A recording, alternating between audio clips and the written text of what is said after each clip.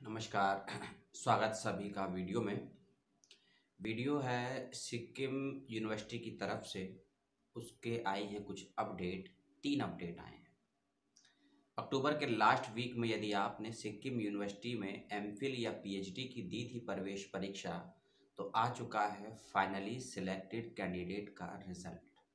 चाहे आपने एमफिल में अप्लाई किया हो या आपने पीएचडी के लिए अप्लाई किया, और यूनिवर्सिटी के अनुसार ये है पहली लिस्ट है सिलेक्टेड कैंडिडेट की।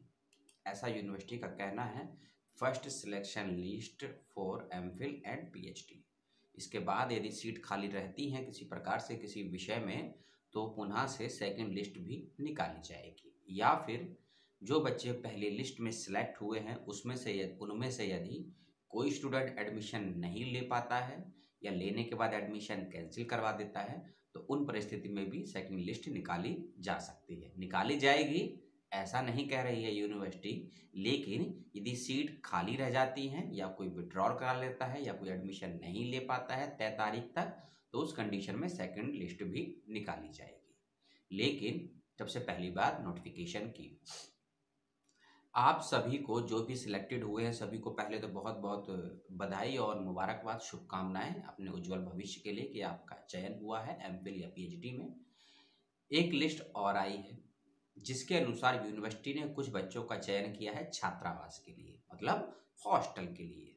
तो जिन बच्चों का भी चयन हुआ है छात्रावास के लिए, तो जिन बच्चों का भी चयन हुआ है एमफिल और पीएचडी में, वह तय तारीख तक अपनी फीस सबमिट कर देंगे। फीस सबमिट करने का एक लिंक जो कि central university of Sikkim administration.samra.edu.in ये पोर्टल का लिंक है। इस पर जाइए, अपना आप जो डिटेल है उसको फिलअप कर दीजिए। डिटेल का मतलब अपना रजिस्टर ईमेल आईडी और अपना पासवर्ड जो भी आपका है, आपको वहाँ फीस सबमिट करने का ऑप्शन आ जाएगा। ठीक, मोटी मोटी आपको बात बता दी। अब बात करते हैं स्टेप बाय स्टेप हॉस्टल को लेकर। हॉस्टल में ज़्यादा बच्चों का सिलेक्शन नहीं हुआ है, क्योंकि आप जानते हैं छोटा कैंपस है और उतनी व्यवस्थाएं नहीं है छात्रावास की। तो ये पहली लिस्ट आई है जिसमें मिक्स तो नहीं है, लेकिन मैं फिर भी बता देता हूँ। अधिकतर बच्चों को जो हॉस्टल दिया गया है इस लिस्ट के अनुसार, एक बच्चे को छोड़कर बाकी सभी बच्चे डॉक्टरेट के हैं, पीएचडी के हैं। ठीक है, इसमें सभी कोर्स इंक्लूडिंग है, हिंदी है, हिस्ट्री है, ज्योग्राफी है, म्यूज़िक है, जियोलॉजी है, इकोनॉमिक्स है, लॉ है, माइक्रोबायोलॉजी है, सोशलॉजी है, केमिस्ट्री है और हॉर्टिकल्चर है, पॉलिटिकल साइंस है, केमिस्ट्री भी है। ठीक है, इन बच्चों को हॉस्टल दिया गया है। ये अपनी फीस को सबमिट कर देंगे। हॉस्टल की जो भी है 6 से लेकर 10 नवंबर के बीच में, और समय है रात्रि 12 बजे तक का। ठीक है, फिर से मैं बता दूं, हॉस्टल में जिनका भी सिलेक्शन हुआ है 6 से लेकर 10 नवंबर के बीच में, और 10 नवंबर रात्रि 12 बजे तक आप फीस को सबमिट कर दीजिएगा, अपने सभी डॉक्यूमेंट को अपलोड कर दीजिएगा। यह थी पहली सूचना। एमफिल के बच्चे, एमफिल के अंतर्गत भी कुछ बच्चों का चयन हुआ है और पीएचडी के अंतर्गत भी। पीएचडी में आपका चयन हुआ हो या एमफिल में चयन हुआ हो, फीस सबमिट करने की लास्ट डेट है 10 नवंबर 2021 रात्रि 12 बजे तक। 10 नवंबर 2021 रात्रि 12 बजे तक आपको हॉस्टल की फीस भी सबमिट करनी है और आपको जो आपके कोर्स की फीस है उसको भी सबमिट करनी है। इसके बाद किसी प्रकार का अतिरिक्त समय या एक्सटेंशन नहीं दिया जाएगा किसी भी परिस्थिति में, किसी भी विद्यार्थी, शोधार्थी, स्टूडेंट को। इस बात का भी आप सभी ख्याल रखिएगा। अब एमफिल की लिस्ट की बात करते हैं, तो कितने बच्चों का सिलेक्शन हुआ है मैं आपको बता देता हूं। और एमफिल के लिए भी कहा गया है कि ये फर्स्ट सिलेक्शन लिस्ट है। इसके बाद भी यदि किसी विषय में कोई सीट खाली रहती है या कोई सिलेक्टेड कैंडिडेट एडमिशन विड्रॉल कराता है या एडमिशन नहीं लेता है 10 तारीख तक, तो उन परिस्थितियों में 10 अक्टूबर के बाद हो सकता है सेकंड लिस्ट भी निकाली जाए एमफिल की भी। और यही सारा प्रोसेस पीएचडी के लिए भी है।